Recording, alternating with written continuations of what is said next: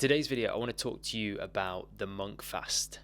Fasting is something that's been a big part of my life, my self-improvement routine, you could call it, for the last couple of years. And it's really helped me genuinely to get deeper in my meditations, just feel better about myself, have more control, more mental clarity. Fasting has obviously been something that people have been speaking about a lot more recently. It's something that we've been doing for thousands of years, but it's something that's become popular more recently. And I don't really hear people talk about the monk fast. So I want to talk to you about that today, because this is the fasting that I do. And as I say, it's really helped me, specifically for getting deeper in meditation, alongside the other things I mentioned: mental control, mental clarity. Often people talk about fasting from the point of view of all of the health benefits, in terms of regenerating virtually the entire body, all of the cells within the entire body, giving the digestive system rather, a break. All of these really good benefits, but I'm going to be looking at it today more from the angle of the mental benefits and the spiritual benefits, the benefits that you feel in meditation as well, and actually what the monk fast is. So the monk fast is essentially a 36-hour fast. And what I do when I do this is, I once a week will finish my dinner in the evening, and then I won't eat for the entire next day, and I will eat the breakfast the following morning. So I go that evening, then a full 24-hour day, and then until the following morning, so like 7 hours probably. And it equates to roughly 36 hours. So you have an entire day where all you do is drink water. And this gives the body an entire break, a full rest, but also a lot of things happen within the mind, because we're so dictated by our habits. Eating is a habit. The body produces a hunger hormone called ghrelin, which is produced in a habitual way when we eat at the same times every day. So, naturally you start to feel hungry at lunchtime, because that's when your body knows that you normally eat.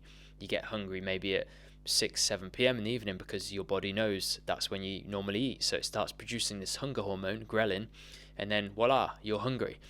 Whereas when you start fasting, you start interrupting this routine. And what's cool about it is that sometimes your body might get into the habit of producing this hormone at this specific time, but actually your body doesn't need food yet. It's not hungry. You've got plenty of spare. Getting into the habit of breaking this cycle of when you eat and when we're told by society we should eat, and having a whole day's rest. And as I say, it's so many benefits for the actual physical body, but mentally it's amazing. It's very liberating, because we're so attached to these habits and patterns that we have. So to break that cycle actually often creates a lot of resistance. And to overcome that resistance, you have to develop strength of mind. So it is a tool to develop and strengthen your strength of mind.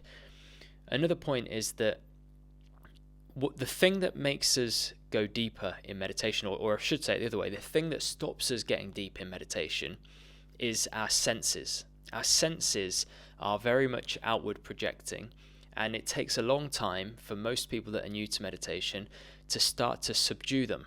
So initially, if you're new to meditation, you'll become really aware of sounds around you. You'll become aware of itches and aches and pains in the body, things related to the senses. Maybe your mouth waters, maybe you feel hungry. All of this sensual activity stops you getting deeper.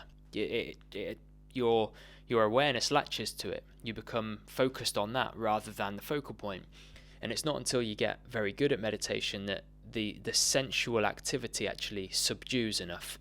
You can either look at it that way, or you can look at it as the other way, that you get better at not attaching to that sensual activity.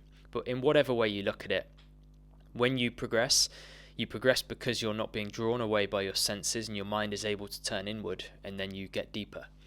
And fasting is a tool that you can use to start to subdue your sensual activity, because you will want to eat, you will want to, you'll miss the morning coffee, you'll miss the breakfast that you have, you'll miss the nice dinner that you might have normally been having on that day, and you will be fasting.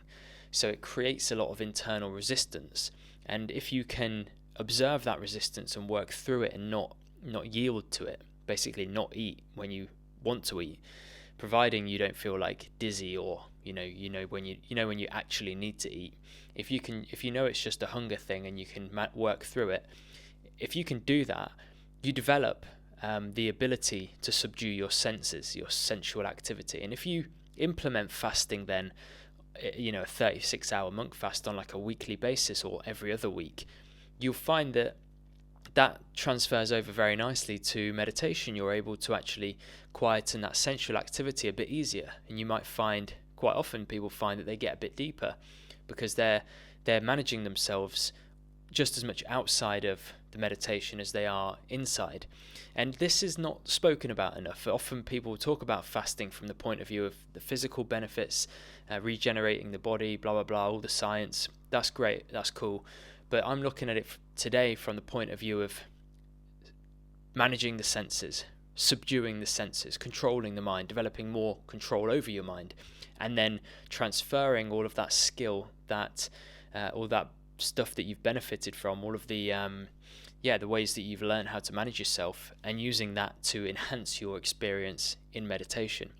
So the way that I would get into a monk fast, the way that I would start a monk fast, if you've never done one before and you're interested in giving it a go, on week 1, the first week that you try this, you only miss breakfast. So you don't go straight into a monk fast unless you've done a bit of this before. You allocate a day, let's say Monday, and on Monday you don't eat breakfast. You eat lunch and dinner, but you don't eat breakfast. And you go the rest of the week eating normally. You eat 3 meals a day if that's what you normally have. Following Monday comes around.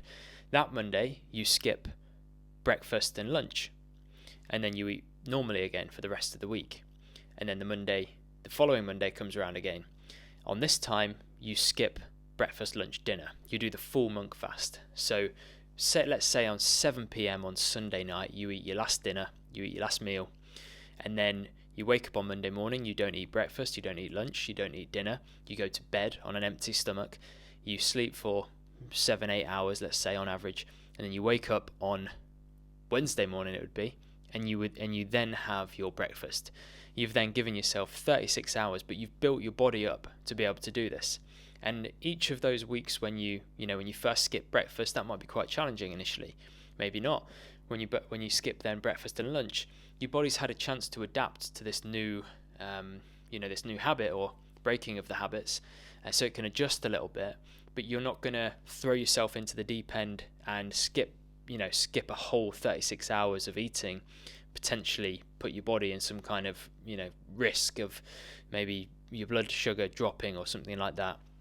But this is personally how I built up to doing the monk fast. I tend to do either a 24 or a 36-hour fast once a week, and it keeps it regular. And you might be thinking, wow, you're skipping a whole day's worth of food. Do you not lose weight?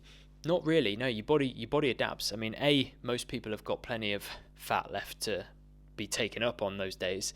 I've got I'm by no means fat. I'm pretty slim, but I don't find myself drastically losing weight when I do this. I think your body just finds this nice equilibrium where it gets used to it, And the other misconception, I believe anyway, is that you lose muscle.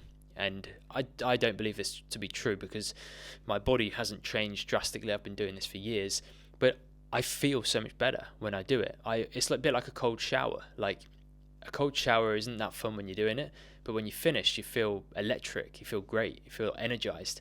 And fasting's the same. When you're doing it, for a lot of the periods of time it's fine, but there are certain periods where you feel really hungry. You've got the hunger hormones are being thrown at you, and it's quite hard. And maybe occasionally you might get a bit kind of dizzy.